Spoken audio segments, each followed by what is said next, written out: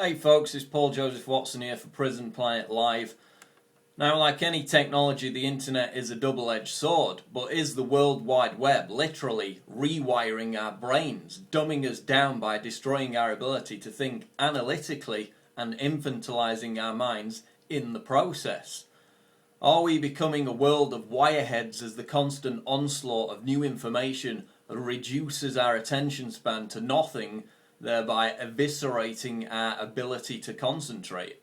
Some neuroscientists say that the internet is re-moulding brains to rely on associative thinking, which leaves us incapable of reading or writing at any length. But Oxford University's Susan Greenfield goes further, warning that the likes of Facebook and Twitter are giving people what amounts to a lobotomy of their empathy. Quote, "We know how small babies need constant reassurance that they exist," she told the UK's Daily Mail.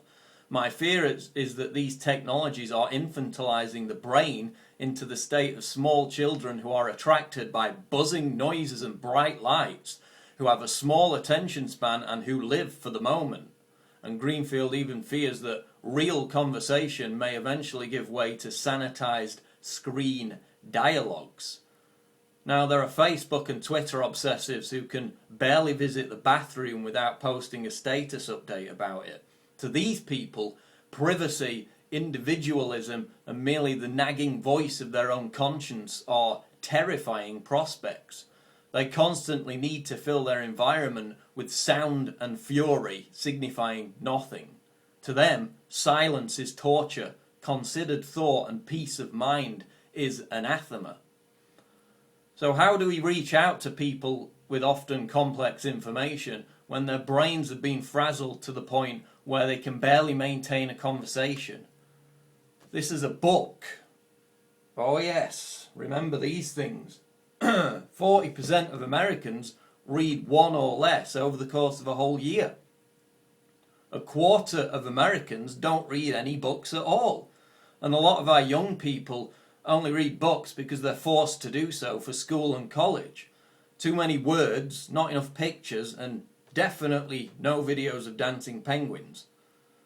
Now, American technologist Nicholas Carr fears that someone or something has been tinkering with his brain, remapping the neural circuitry, reprogramming the memory.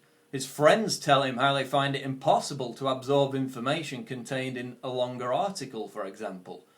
Writing for Atlantic magazine, Carr asks, "Is Google making us stupid?" Now, we've had to adapt our message to still be relevant in this brave new world of superficial sound bites. If I'd have written all this up in a 3-page article, a lot of people would have simply ignored it. So what do you think? Are social networking websites and the internet in general destroying our ability to think analytically and in any significant depth? How can we craft our message to compete in this world of information overload and 21st century wireheads? Leave your comments below or in a video response, but make sure that it's no longer than 3 minutes, otherwise I might get bored and start watching YouTube clips of sneezing pandas. Bye!